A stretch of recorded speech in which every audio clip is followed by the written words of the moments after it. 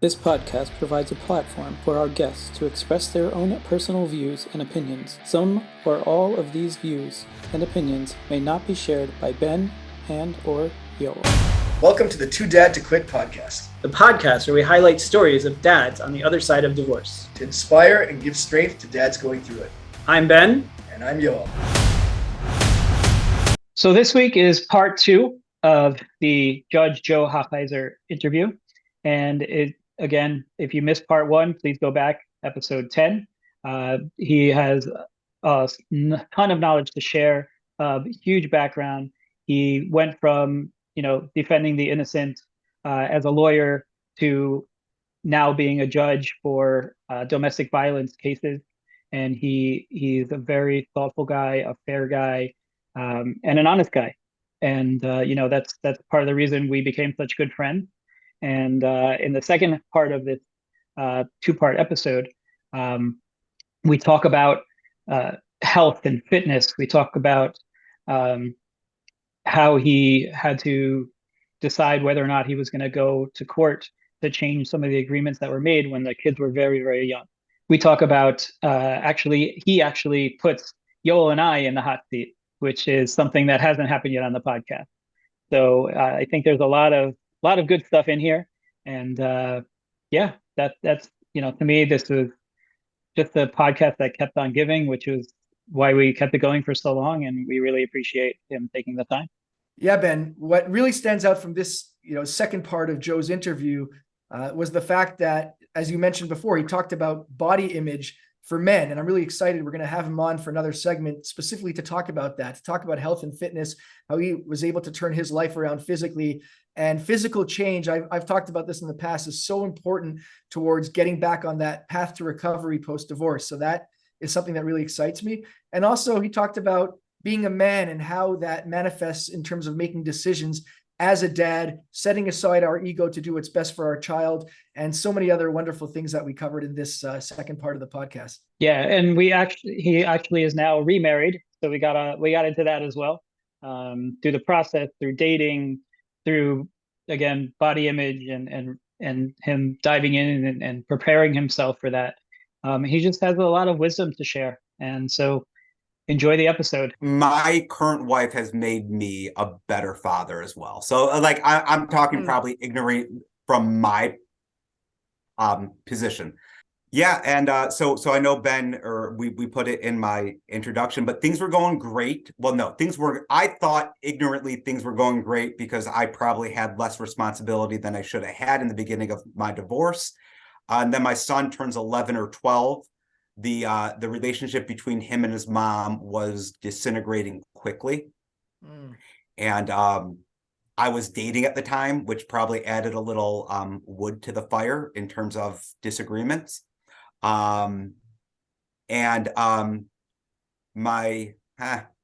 probably people that know her listening to this, but she basically, we had a lot of side agreements and go above and beyond like our agreement on paper. And now, that was 3 years ago. So now you have weekends, and now we're going to kind of be flexible. And she kind of said, because you're trying to force me to agree to something, I'm going to go back to our original agreement where bedtime is at 7:00. Like, come on, I work till 6:30 and you're telling me I can come over to 7:00 now? Well, that's what's in our agreement. You want to go back to court? I'm following the court order, which possibly within her legal right to do. And it sucked. I did not want to go back to court. My current wife was very supportive and basically saying, get your head out of your ass. It's not going to get better. You said that for 10 years while you were married to her. Keep on placating her and being a hopeless romantic and think things are going to get better just because you really want them to. It's not going to work. But I had to weigh that with a couple of things. The good relationship I had with her family. And I don't have family here. So I had a good see them in Temple, just see them around. Her brother was my dentist. Her father was my eye doctor. Are you seeing a theme? And taking her back to court is throwing a whole lot of shit in the mud. And you could think it's all water in the mud, but there's some poop in there too. So even though I thought I was right, I thought I was the water, you're still throwing poop in the water, and then stomping around in it. I know it was for the best. I did it for my son. I ended up getting more parenting time. She ended up agreeing after a drawn out process. That's when he was 12 and 13. Now he's 16. So we're talking about 3 years later. Our relationship as co-parents is still not where it was before I took her to court. It's much better than it was 3 years ago. And we did a bar mitzvah during this whole thing. So it was, yeah. So. But you're glad you did it. You don't have regrets over doing it. I'm glad I did it. My son is glad I'm doing it. I wouldn't ask her. Deep down inside, I think she's glad that our parenting arrangement is the way it is now. Every child is different. Every child needs different things. I wasn't pushing for drastic change in regards to all my children. Regardless of what I felt with her as a parent. I'm like, there is a situation going on that needs to be fixed. Not that you are a horrible mother and you should never see your kids ever again. That wasn't the accusation I was going in with. And since then, my son has switched schools. He's doing a technical school in his 11th and 12th grade year. He's in auto collision. He's getting very good grades. His emotional, mental health, physical health. He's on medication that he needs to be on. I mean, there were so many things that I was able to change.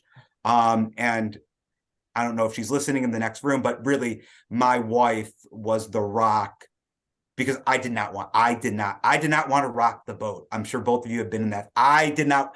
It's all going to get better. It's going to get better. Just hope just a little bit more. It was not going to get better, but I stomped in that water and I ruined friendships I had and relationships I had, and I would do it all over again. But it was not fun. It was not easy, and it's still not easy. You're saying you did that purely for the sake of your son? I really, really believe so, because as divorced dads, is something I tell divorced dads sometimes, are you doing this for you, or are you doing this for your kids? And I'll give you a quick example. When my son was 6 years old, and for me to want him 2 nights a week and every other weekend was for me. That was for me. Now, in hindsight, I probably should have focused more on me, or me being at his mom's house 3 nights a week doing homework with him until he goes off to bed at 7:30. What would be better for my son? What would give him a more stable, what would allow him to see me more? So I chose the latter. And it ended up screwing me in the long run. But those are things where, hey, do you want more parenting time for your kids? Overnight, it's are you doing it for your kids, or are you doing it for you? Sometimes those are the same things. It's very difficult trying to still feel like a man, and making certain decisions that sometimes don't have the best perception, or someone else looking in. Sometimes children are better off, especially if they're, maybe it's executive functioning issues. Well, sometimes a kid with executive functioning issues, it's really difficult for them to be switching houses, 3 times a week. So even though you want to be super mom or you want to be super dad, it may not be in the child's best interest, and you may look like a bad father. You're right. Not yours. Your horrible ex-wife is going to say, I have the kids all the time. But really, you had a conversation, and that's kind of in the child's best interest. Now, that doesn't mean that dad shouldn't have the kids 7 days a week, by all means. But it's difficult. Egos are so blinding. I was about to say that, and I so relate. I find myself, I totally relate to what you're saying, Joe. I find myself literally, because I think, anyway, literally with every decision or every interaction I have with my ex-wife, every single time I think without fail, I am asking myself, is what I'm doing now out of ego, or what I think is the best interest of my child in question here? You know what I mean? Because sometimes it's so difficult to really sort of set that aside, to really set that aside, but it has to be done, right? Like that is what's, most important, is to put the children's interests first and foremost. And that sounds like, well, of course, but a lot of times it's very easy to get, at least for myself, I don't want to speak for you two, but it's easy to get caught up in it. Or, like my ex-wife could say something in a way that really triggers me, and you have to just really like put that aside and say, what is in the best interest? And also, I just wanted to speak to what you're saying too about making a decision to go to court, if that's what you felt that you had to do, with me as well. Like, to me, it's very, it is very simple in a certain sense. If it's, in the best interest, A, is it in the best interest of my child? And B, do I agree with my ex-wife? Yes or no? If I do, then great. I'm going to agree with this. If I don't, I will not agree to it. And I'm not going to let the fear take me over and paralyze me from making what I think is the right decision for my child. And that used to be something that I was very difficult for me as well in the beginning. Like, I used to have like not wanting to rock the boat, like you said. I would be very fearful or whatever. And it's like, now it's like, if it's in my child's best interest, I am going to do what I think is right, regardless of the ramifications of that. So I totally relate to everything you're saying. Totally. My son, Ben, you would appreciate this. In Zoom school, he used to turn off his background and change his name to Reconnecting. That's Nice. great. Yeah, he got kicked out of that class. Yeah. Yeah. So all right. So we got you now. You're thriving. You've built this new life. You're doing everything great. And constantly growing and changing. And at the gym. So what got you, I guess, was there like post-divorce, like trauma, stress? Like, how did you deal with that? Or it was like, all right, I graduated, I'm throwing off the cap, and now I get to start over again. A lot of eating, drinking, smoking. So yeah, no, there was that towards the end of my marriage. I think the last year of my marriage is kind of where I fell down that dark hole. I had work. I really fell back on work. And I remember when it was actually on the 4th of July, which was my anniversary. It was on the 4th of July. It was right during my divorce, because I gave the get in June, and then we got civilly divorced in September or something along. So she was out of the house, living apart, divorced, for all argument's sake. And I went to the park for a walk, and I'm like, I'm gonna run. Yeah, I ended up like running a quarter mile and like throwing up on the side of the path. And I said, I need to change. I was 31, and I decided I'm going to join Planet Fitness. I'm sure we have some concept in Israel, but it's like the $10 gym. It's like they give out candy at the front desk. It's for out of shape people. Like they give out pizza like on Tuesday nights. Like it is for, so you can be yourself. But I started slow. And I started exercising. I probably weighed around 190 at the time. I'm around 5'6", 5'7". I would like to say 5'7". My son would like to say 5'6", because he's taller than me now. With hair.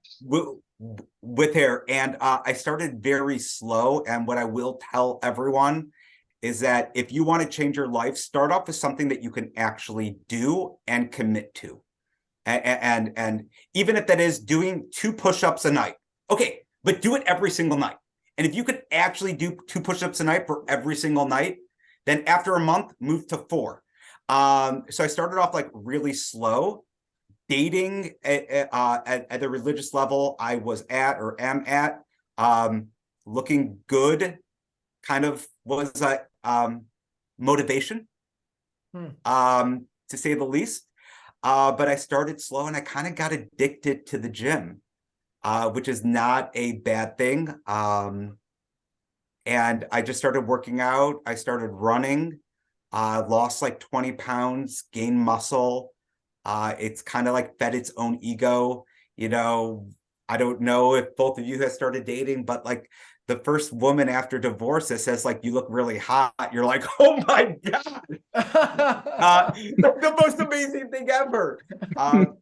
I actually I talked to a lot of women who have been divorced, and I always tell them the same thing. I said, the first guy who opens up the car door for you does not love you. Like when you're in a bad marriage for so long, like the first compliment or the first kind deed, you're like, oh. But so yeah, it's kind of fed on itself. And then the Air Force came in there. My wife works out a lot as well. And working out has kind of been, I still drink, drinking a old fashioned right now. I have tea, water, and a drink. I wasn't sure which way this interview was going to go. And it's kind of been a healthy addiction for me. So I'm still having fun. I still eat my food, but to kind of being able to hyper focus on something that's not a negative or a bad habit, it really worked for me. But I'm in the best shape of my life. Yoel, so you're an attorney. Yeah, I'm an attorney, but I was going to say also, I had the same thing. Also, I had just like a fitness, I don't know. I just, what's the word I'm looking for? It is 2:30 in the morning, my time. So I am forgetting my English, but I started walking around the block and then running. So now I run a few times a week, like 10K. And also wow. I do weights. So I was going to say, I feel bad because Ben's not in the picture, but just to keep it going, I think a physical transformation, I tell this to all the guys that reach out to me that are going through it. Physical transformation, just getting in shape plays such a huge role, I think, in overall well-being. I can't stress enough what it's done for me as well, just in terms of getting out there. I've become a bit nuts though. Like I don't have such a good relationship with food. I'm trying to get into like you said, you still eat what you like, you have your drink. Like I've toyed with all sorts of things. I'm doing the intermittent fasting, and I really don't have a good relationship with food. That's my struggle right now, We could have a whole nother show on this. I did Whole really? 30, intermittent fasting. I have done everything and anything. Calorie count. It is a struggle, and I am not saying I have an eating disorder, but there are definitely body image issues with males, and society does not recognize that. I'm telling you, it's like, so, like I would love to have a drink now, but it's like I'm counting my hours, and then I'm going to ruin my intermittent fasting, and it's just nuts. So we have to have another show on this because oh my God, I could talk to you, or we could just talk about it because it is so the struggle is real.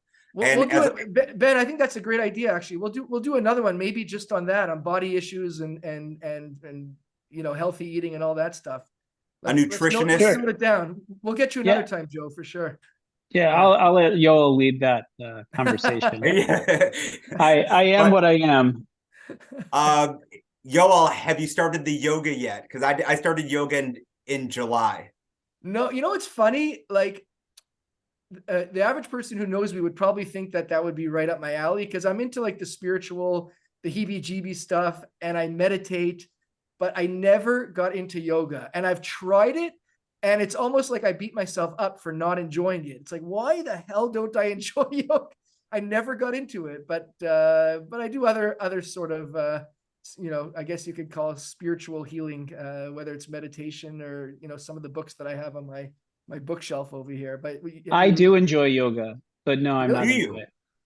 Yeah, I enjoy. I used to we had a company conference once a year, and I'd be like the only guy at the yoga session before the conference started. But like I won't get up and go anywhere. I do a weekly or bi-weekly frisbee football game. Okay. On the weekends. So that's my big exercise. I used to rollerblade to work, but I work from home now. So that went out the window.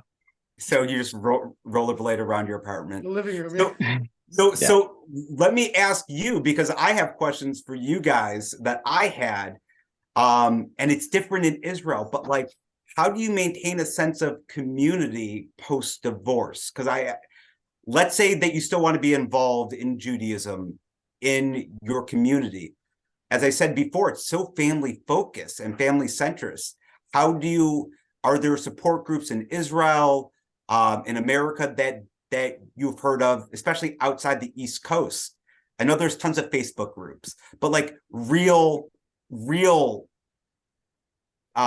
connection with other males, because I know there's a lot of females that we can connect with.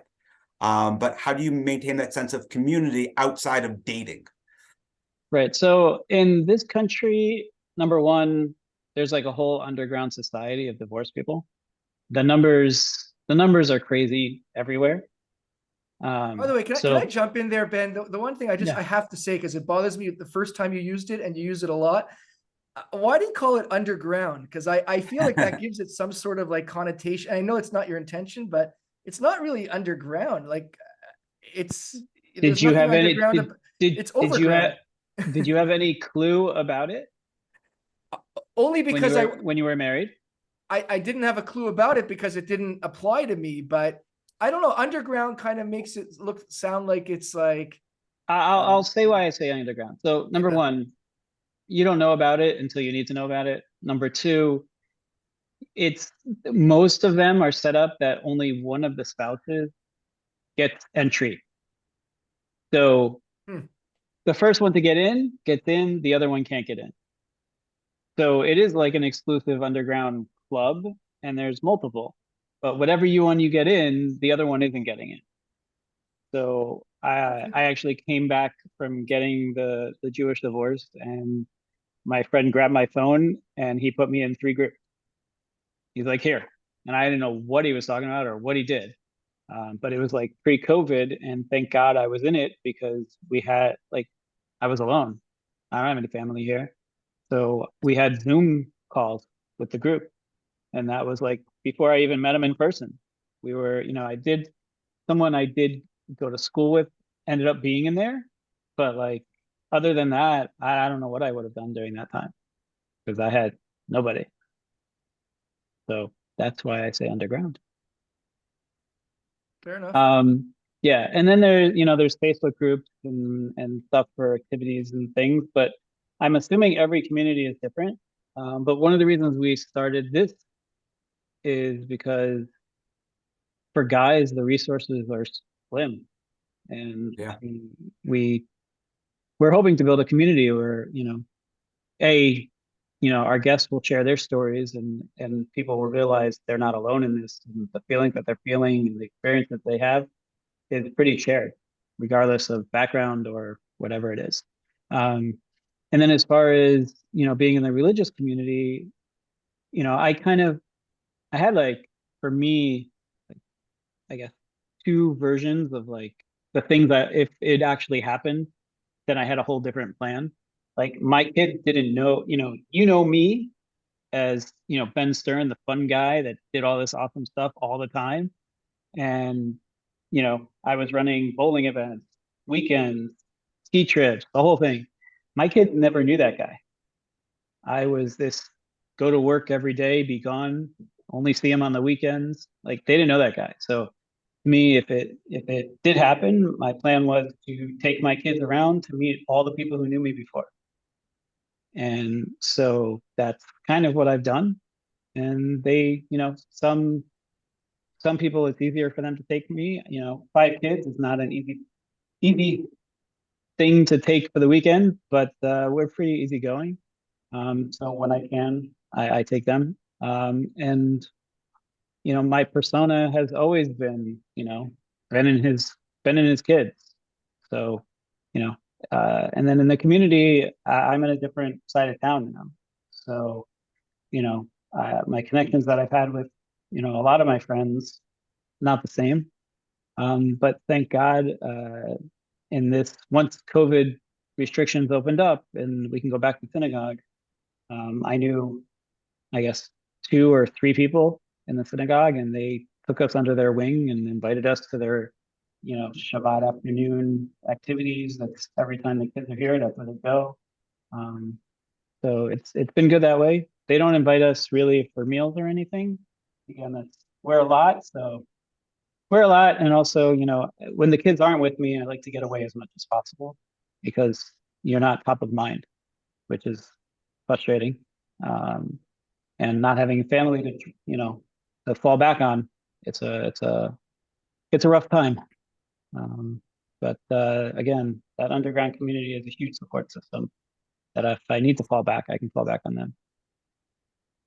Yeah, and Joe, I want to answer your question as well. I mean, from my perspective, I think that it definitely, after divorce, it definitely changes in terms of, where you kind of fit in or don't fit in, so to speak. Like in my perspective, pretty much virtually all the friends that I had as a married person were all, I kind of knew it during my marriage, but definitely it came crashing to reality post divorce that they were all based on my ex-wife essentially. So that kind of falls away pretty quickly. And also the reality is when you don't have like you were saying before, Joe, like when you don't have a significant other, it just becomes awkward. You kind of feel like a third wheel. So like we used to have very good couples friends, and after the divorce, I was still hanging out with them. Like, if there was a party, I would go, and then I realized that there's just nothing in common anymore. So I think a big part, and this is what I tell a lot of guys who reach out to me after divorce or while it's happening for them, is a big part is kind of just to accept that this is kind of the new reality, not to fight that, and just embrace this kind of new lifestyle for what it is at this moment. It doesn't mean it's always going to be like that. Like we see in your case, if somebody wants to get remarried, one can get remarried, but the reality is at this point in my life, I'm kind of embracing that this is the new reality as best as I can. One challenge I think also just being in my 40s is that, a lot of the singles events, for lack of a better way of calling them, I feel are not really geared as much towards divorcees, or if they are, not really divorcees at my age. So that's been a real challenge as well. So I can't really say within the Orthodox world, I am in the same place as I once was, but it's kind of just forging a new reality. And by the way, you mentioned, a support of divorced men. I can tell you probably the number one support that I've had is actually from a divorce. She's now remarried, but was a divorced woman who's been unbelievable to me. We became good friends. I was actually just there watching the World Cup today. So you never know where that support will come from, whether it's, from other divorced men or women, actually. For me, and I don't think she's the only one. I think there's been a few divorced women that have been very supportive towards me as well. So that's been really nice.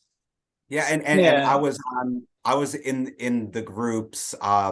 My ex and I, we decided to block each other on Facebook. So there was a couple of groups that we were able to be in the same groups, and we just wouldn't see each other's comments. Obviously, people would take screenshots, which is against the rules. But like once in a while, we would post the same comment about something, and people would screenshot, be like, you guys know you said the same exact thing. Wow. Well, we were married for 10 years. But yes, I would agree with you. I've met a lot of good people, males and females.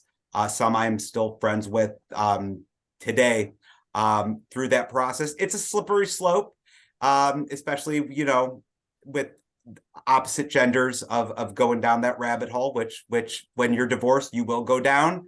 Sometimes it's a lot of fun, and sometimes you make mistakes along the way, but it's all part of the road that you go down. But I would encourage, like Ben was saying, how he does the football or the frisbee, ultimate frisbee, right? Do we call it ultimate frisbee in Israel? Ultimate. Yeah. No, just ultimate. Yeah. But it's so important to, whether that's a softball league here in America, in Israel too. But you gotta find those outlets, because sitting at home watching Netflix with a bottle of booze, or even going to the gym, it's.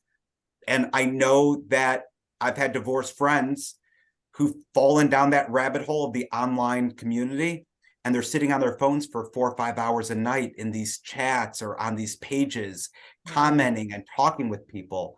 And I had 2 friends who had an intervention with a third friend, and like took away her phone. And like, you have to, like, you're telling us you don't want to go out because you're busy, and you're sitting at home for 3 hours at night talking to these pretend people in a different, not pretend people. Oh, well, I see them once a year.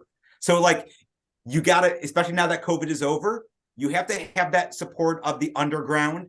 But especially if you're not in places like Israel or the East Coast, even if they're not Jewish people, like, it doesn't matter religion. You have to get out and find groups, whether it's trivia night, softball, ultimate. You cannot solely rely on these apps because they could be a really dark hole. Oh yeah. But by the way, Joe, I'm just curious, you know, in your life before and after remarriage, did you find a difference in terms of, you know, your integration into the community? Like, what was that like to go from going from married to divorced to single to remarried again? Did you see like a difference in how people treated you or welcomed you or didn't welcome you within the Orthodox community? Yeah. So Cleveland is a great community, but this is one aspect that they sucked. Hmm. There's not a lot of divorced people. Mhm. I actually did go over to your brother's house. So like, everyone but your brother sucks. Yoel's brother lives in Cleveland. I'm not sure. Shout out to my brother in Cleveland. Yeah. Yeah. So people don't know how to treat divorced people, especially at 30. So it's like, do we invite them? Do we not invite them? Someone invited my ex-wife and I over to the same meal, knowing that we're divorced, thinking that that would be nice. It was What? kind of nice, but like, it was freaking weird. It was weird. Like, I don't like the way you're parenting them. Well, this is my weekend. It was bad. It was like a nice conceptual, like, oh, you guys get along this way. You could both see the kids on Shabbos. Like, no. That sounds cringy. I don't know. Yeah. And they didn't have alcohol. Like, they had wine, but not enough. So people didn't really know how to treat us. Cleveland is not a transient community, which means most people who live here are from here or have family here. So fine. I kind of like went to shul or went to temple when I had my kids, but then when I did it, I wasn't like actively involved because everyone's married. My son he had one out of 30 kids in his class, he only had one other divorced kid in his class. So that means 28 of those kids had married. Like, it's not done. Or now it's more common, but back in 14 it wasn't that common, at least in our community. So it's fine. And then I get remarried, and thinking like, oh, you know, Sheva brachas, like, people are gonna like be bending over backwards to like, we're now this new couple. And they're like, you know, you're not a new couple. You've been here for 20 years. Like, everyone thought I already had my friends, realizing I didn't have any friends. Wow. And they made absolutely, and I do like our community, but they did not, like, when we would go to temple, people just assumed that my new wife was taken care of. They just assumed that she had friends. I wasn't a new member. I was an old member. Like, you don't invite old members out. Like, you just assume that their friends are going to do it. You don't make that extra effort with people who you already know. You make that effort with new people. And I wasn't a new person. We ended up moving to a different part, like still within Cleveland. We went to a smaller temple where everyone's new. Like, it's just, if there's someone that you don't know, you like go out, and we've been very happy there. But we are not fully integrated into the Cleveland community as much as I was when I was married. And they did not pick my ex-wife over me. It wasn't like, oh, we had to pick someone. It was just they didn't know how to handle a divorced couple. Interesting. Or at least most people got divorced in their 40s or late 40s, you know, when the kids are, we were still kids in school. Like, we were young. We were 30, 31. So, yeah, I mean, Ben, you were kind of talking about it, how like people at your temple kind of took you under their wing. Did you find like there's an adjustment period for like other people to how to deal with divorced people? I would just say totally new community, new temple. So we were new in general. So, you know, you show up and you've got 5 kids and you speak English.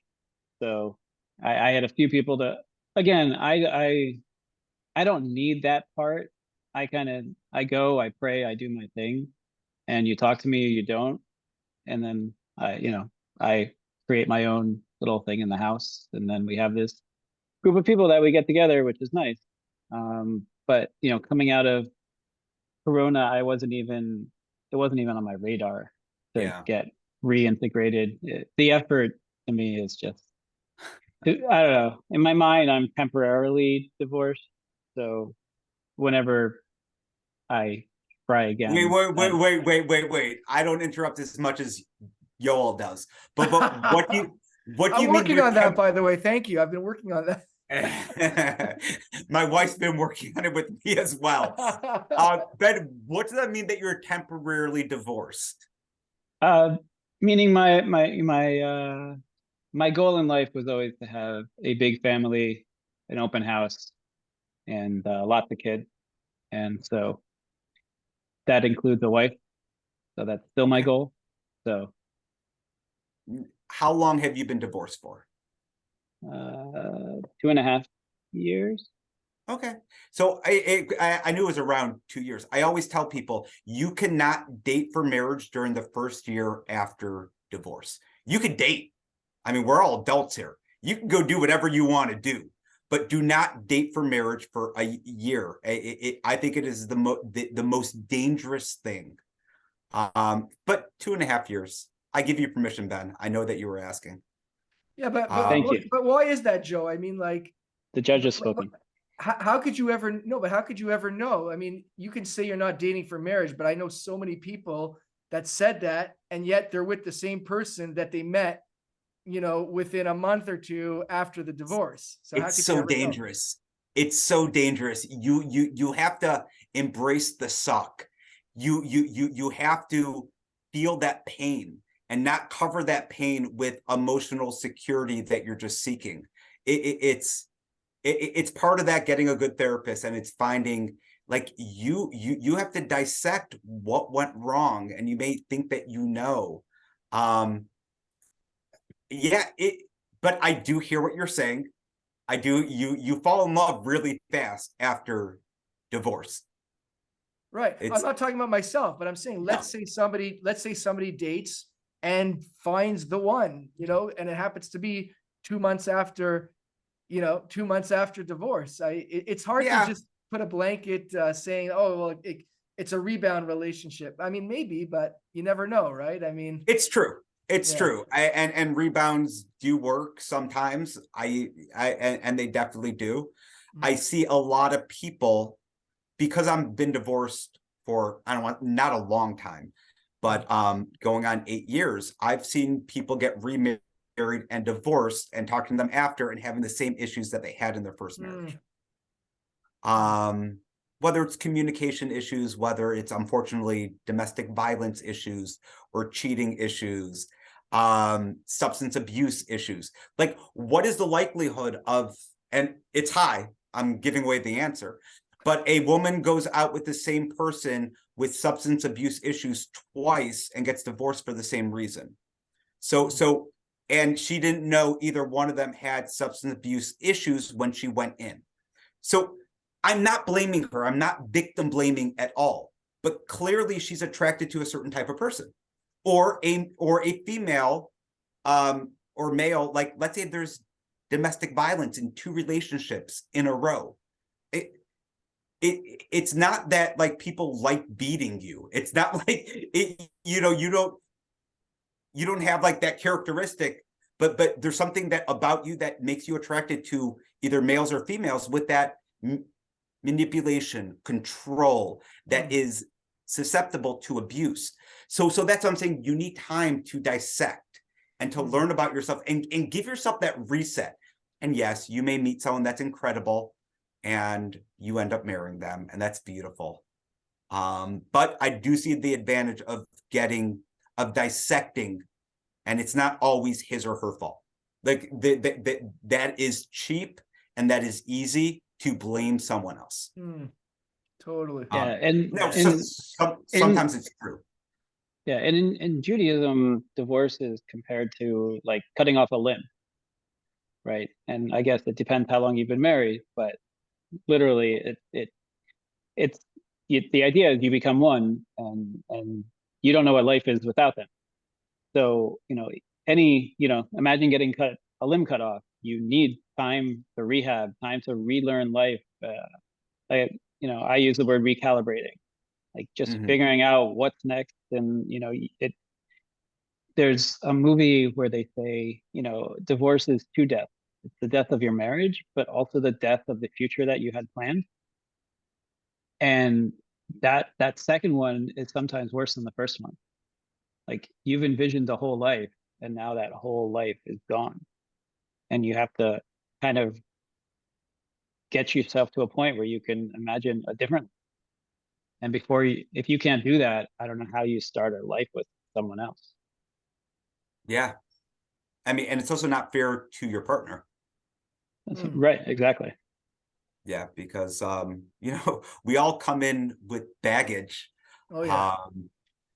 As I said, my incredible wife, we call her a unicorn because she doesn't have any kids. But what are both of your opinions? Obviously, you both have children. Are there any rules or in terms of Ben, are you marrying a woman with 5 kids? There, you'll have to get a school bus. This is a thing because Right. cars in this country are a whole lot smaller. Although my Like, kids, That's the only reason. my kids, we joke about getting a Sprinter van and just go travel vlogging everywhere. So it's possible, maybe a Sprinter van, bunk beds. bunk I beds. I don't know. I have the same theory I have when going into marriage. I want a whole lot of kids. Whatever kids God gives me, I'll take. 5 is a whole lot. I coming from a dad of 2, 5's a whole lot. So like you could check that box. That's all I'm saying. We'll see. Time will tell. Yeah. What about you? Like, are there any restrictions or like, preconceived notions like kids, lots of kids, no kids? Oh, for me, I mean, Are you too old for that now? So I mean, not for making babies. I'm not going there. I don't care. I don't think I'm too old to make babies, as far as I'm aware. But I don't want to say anything definitive. One never knows. Right. Certainly, my feeling at this point, as of the date of this recording, is that I'm not looking to have more children. And obviously, I'd welcome, if I was to, get married to a woman who brings in children, I welcome that. But to start anew, I don't think it's something that I'm looking for. But again, I don't want to, never say never. But yeah, that's my outlook at this point at the age of 43. My youngest is 8 and my oldest is 19. So the thought of starting again is a bit overwhelming, to be honest. But I don't want to close myself off to things necessarily. So I actually closed myself off. Like when I was dating, I was like, yeah, I'm okay. Obviously, I'm bringing in children, and if someone I'm dating has children, that's awesome. But yeah, it actually cut me off from an underground community. No, it cut me off from a certain aspect or a clientele. I don't even know what word I'm looking for, but there A list of opportunities. A list of opportunities where either people didn't have children or there is this concept of, maybe, I don't know if it's a gender specific thing, but I want to create life with someone that I love. I want to help forge this bond with my partner through creation of a baby. That I did not care for that. But I get why people do. So, but it's just interesting how, but then when you get up to our 40s, it's a little bit different. 45, do you want to be a, nearly 60-year-old with a teenager? But then again, I grew up one of 6 and I have 2 children, and I'm very happy with my 2 children. And my daughter's going to be in college by the time I hit 50. And that's really appealing right now. Right. Well, for someone who wants to see the world on a bunch of Air Force planes. Yes. Yes. Our right now, man plan God's laugh. Right now, when we retire, we just want to get an RV and just start traveling. Well, just Sprinter van. Where it's at. I will not be taking your 5 kids with us then. I'm just going to throw that out there. I'm sure they're wonderful. Do you, and I'm going to ask both of you this question. Ben, you kind of answered it a little bit, but do you feel that you are a better father divorced or a better or married? I know you're a more fun parent now, Ben. Right. So I'm going to just say different. I guess I had the opportunity to, because I control my whole picture, from finances to time to priorities. So now I kind of, kids come first. Before I was in survival mode for most of the marriage, just trying to make ends meet. So I'm much more present than I ever have been. But again, you're kind of forced to, because you don't have someone else there to help. And I have no family. So I have to be like quadruply here. So it took me over a year to find a job that was flexible, that I could be here. And, you know, I basically, I sat down the first Friday night dinner I had with the kids, and I looked around the table and I was like, oh my God, this is the kids that I used to run programming for. I'm just gonna run my programs every week I have them. And that's it. I'm going back to old Ben, and every time, you know, this is what I'm gonna do. I'm just gonna be a fun guy again. So in that respect, you know, my connection is better than it's ever been with the kids. And you know, I'm the one that takes them on trips. We go hiking. You know, I'm much more chill because I don't have to, there's no tug of war of, in the past, I've been, you know, trying to respect what someone else wanted for the kids. And now I can kind of do things more my way. Yeah, again, I'm not going to say better or worse. I'm just going to say different. I'm hearing better. I think the kids would have different opinions, which one they prefer. You're allowed in my RV now. Fine. Yeah, I mean, I really like what Ben was saying in terms of being more present. I was going to say the same thing. I'm definitely more conscious now. Very similar to what Ben was saying. I think that obviously only the children could answer that, right? Like I'm not going to be so bold as to sit here and say, you know, to make that decision, because ultimately I think the children have to decide. I think that yeah, I definitely am more conscious now. I don't delegate as much as I did when I was married. I think that when I was married, I kind of delegated a lot of that, just kind of like Ben was saying about survival mode. I was really, my sole focus was making a living, which was for the sake of my children, I would say, for my family. But that definitely would take away from that time I would maybe spend with them, that I would spend now more consciously with them. That said, in the very beginning of divorce, I have to say that, you know, I had some really rough moments as I was trying to process the pain. And, you know, you try, you say you, I'm not talking about you guys, but, you know, you try to sort of shield your kids in a certain sense. But at the same time, I'm kind of okay with being human. And I think my children saw that human side of me. There were times that I had to run, you know, to my bedroom, and it's not a very large apartment where I live. And, you know, I had some breakdowns, and, you know, I have some, it's funny. Some people tell me that it's great that they saw that human side of you. But on the other hand, I don't know, like, I feel like, you know, maybe they shouldn't have had to witness or experience that. It's not fair. I did the best I could. So I don't know what my kids would say. I don't know. It's hard to say. I just hope that they see that I try my best, whether as a married man or as a divorced man, that's for sure. But it's hard for me to answer. I would need my children to answer that. It's like when people ask me, how are the kids doing? I get asked, that's probably the most common question. I don't know about you guys. How are the kids doing? I get asked that all the time, maybe once a day. And it's always the same answer. I always say, you're going to have to ask them that. I can't answer for them. So, yeah. Right. And Yeah, I say as expected.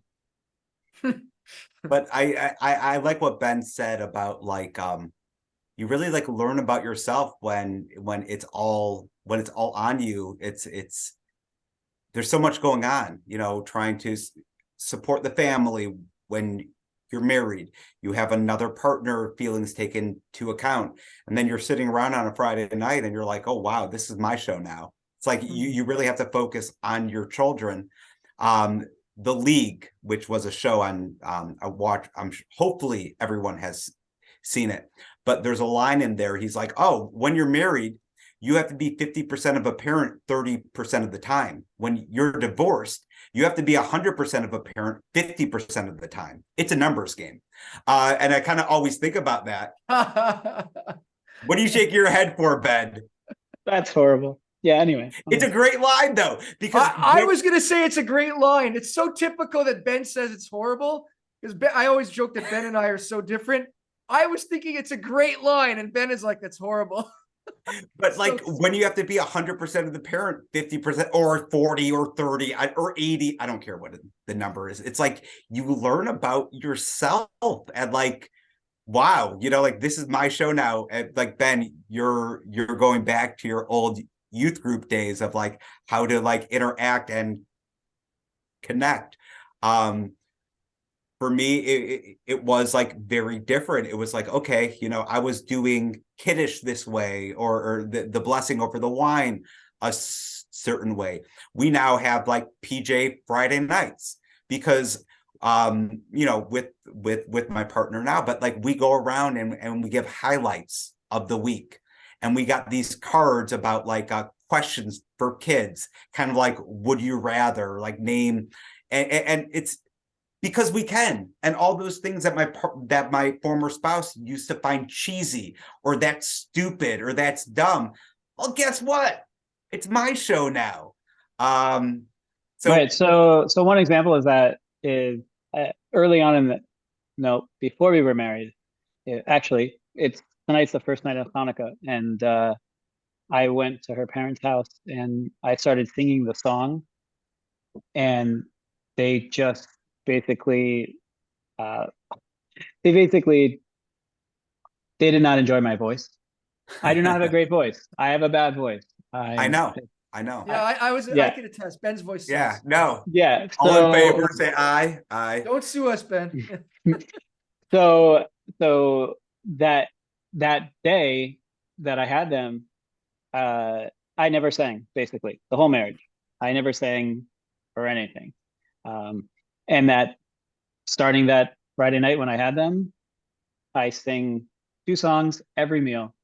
And the kids sing, they're interactive. Again, like these weekends I used to run. So you sing the songs and the kids go woohoo in the middle of it and whatever.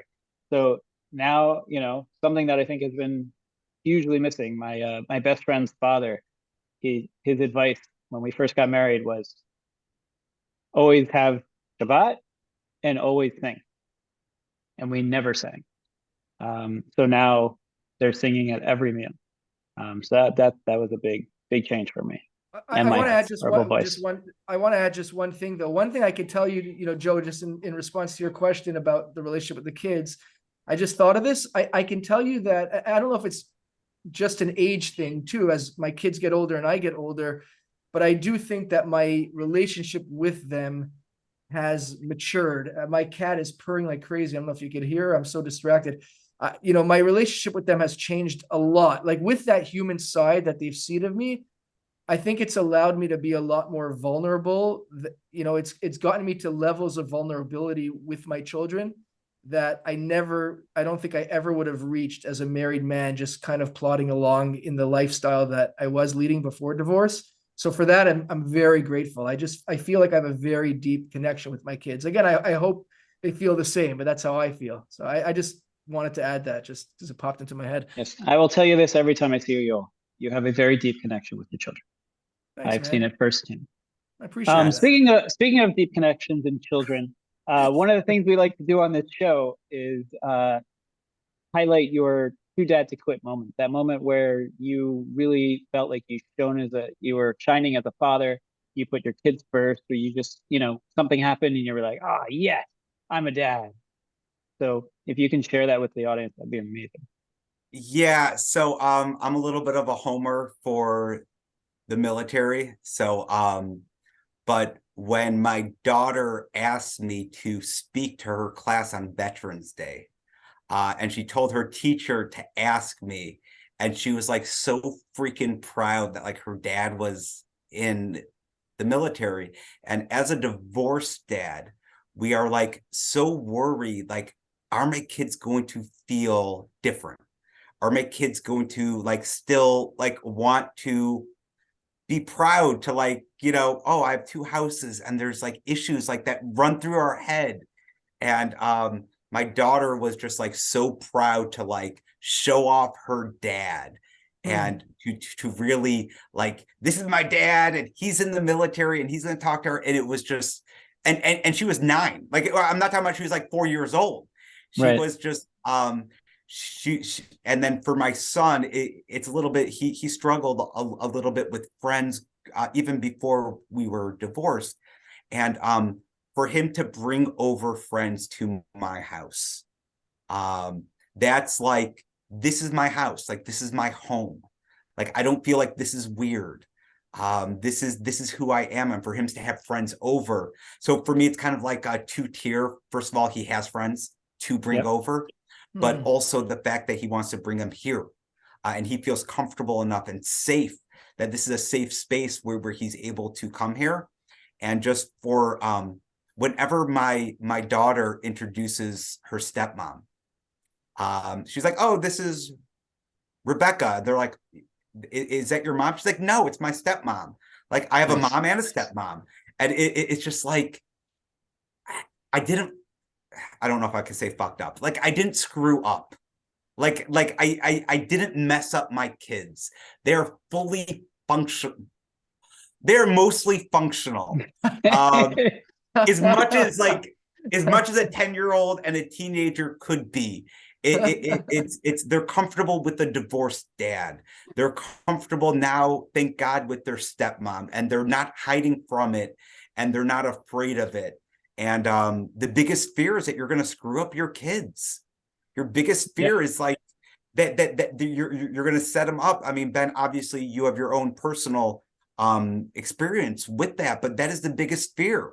It's like, am I screwing up? And when you find those moments, those few moments, and those moments in between those few moments where like they reinforce that you didn't screw up. And those are my dad moments. Those are absolutely my dad moments, where they're proud of their dad and I can be proud of them, and they don't feel different, because it's a real struggle. Yeah, I actually have mirroring experiences. So I released my first children's book, Do You Have Any Patience? After the divorce. And two of my daughters took my books to school, and one of them had to write a book report. And so she took my book to do the book report on. Oh, that's And awesome. yeah, and she took it to school and told everybody it was my book. And then she came home and read it to me. So that same sort of show and tell experience. And then that first time when I picked up the kids and they're like, when are we going home? And they meant my home. That was like, finally, they realized that they have two homes, instead of home is Emma's house, because she didn't move. So that was a big one. So the last thing we like to leave everyone with is, you know, some people are listening that have gone through a divorce or are going through a divorce. Some people are thinking about going through a divorce. We also have 20% that are women that are listeners. So what advice would you give to anyone who's thinking about through divorce, going through divorce, just to help them through the process? Uh, you know, something that you would something that you learned that anybody you speak to, or you think wisdom that you have to share? Divorce is not the answer. Divorce is not the paradise and the free for all and the singles event that you think it may be. I was trying to be appropriate. Getting divorced, you don't get divorced to be happy. You get divorced to put yourself in a position to be happy again. If you think you're going to get divorced because you want to go have fun, or that you think that this is going to be the answer to all of your issues, you're wrong. Work on your marriage. Try it. Go to therapy. Work at therapy. Go through that process. Go through marriage counseling. Divorce is not cheap. It's not fun. It's an emotional drain on you, your partner, and your children. But then if you have to do it, don't be scared of it, because it's worth it. It's worth putting yourself in a position to be happy again. If you know that you can't be happy within your marriage, don't be scared of divorce. And also don't be scared to fight for what you feel is right. Combine that with don't be scared to compromise. It is sometimes better to be happy than to be right. That's actually just what my therapist just told me. Would you rather be, my wife is literally laughing in the other room. Is it better to be right, or is it better to be happy? Sometimes it's okay to give in, especially in a divorce, because it's not about being right. She may be a psycho, horrible person. And you know what? You can still give in, and you can take it on the chin, and you could, in a divorce, say, you know what? You're wrong. Don't say that, but think it. Just get it done with. The faster it's done with, the better it's going to be for all the people. And I'm now on the other side of it. You're paying your attorney $300 an hour. They're going to go to court. That's going to cost you $3,000. You're literally fighting over $5,000. So you're not fighting over five. You're really fighting over two. And you're fighting over that over 18 years. You want to break that down per month? You're right. You don't need to give her that $5,000, but break it down. Is it worth it? Would you rather be happy, or would you rather be right? So, so for the people who are thinking of getting divorced, it's not the paradise that you think it is. Work hard on making it work. But if you don't, put yourself first, but also look at the big picture, because the big picture oftentimes are not the small little arguments that you think they are. So those are my two pieces of advice. Thank you. And thank you for your time. This has been great. It's great to catch up. Oh, Ben, it was awesome catching up with you. But don't disappear, and only happiness and goodness, and you know, again, one day I'll meet Rebecca, and we'll laugh about this whole conversation. Oh my gosh, she would yell at you and make fun of you so much because she's been listening this entire time. It's okay. He's used to me yelling at him. It's okay, Joe. Yeah, exactly. And interrupting. Yoel, you did a great job not interrupting. I'm very proud of you. I've listened to all your shows. So you've been doing a much better job. But by the way, I wanted to make it clear for our audience. My point was I'm trying to interrupt more. We've actually gotten feedback that says we should be right, Ben, this is true, that we should be interrupting more. So Ben and I are going to talk about it after, and Ben will probably tell me how much he hates the interrupting, but we'll see. But anyway, Joe, this was amazing. I enjoyed you asking us questions. That was awesome. That really stroked my ego, being the one who was getting questions asked. That was and as long as you look great. I can tell that you work out. I can tell that you run. You're doing an unbelievable. Yeah. Yeah, and when you start your podcast, Joe, we're happy to be on it. Oh, absolutely. Unfortunately, I'm too lazy. So you guys can have me as a guest host every like 6 months. Okay. Perfect. Thank you, everybody, for listening. This has been Too Dad to Quit. toodadtoquit.com, Too Dad to Quit on social media, Twitter, Facebook, Instagram. We want to share your story. We think you have something to give to everyone. Please reach out in the comments. Let us know if there's anything else you'd like to hear. If you'd like to have a fitness session with Joe and Yoel, we really want to hear from you. And thank you for listening. Till next week. Thank you for listening to the Too Dad to Quit podcast. Available at toodadtoquit.com.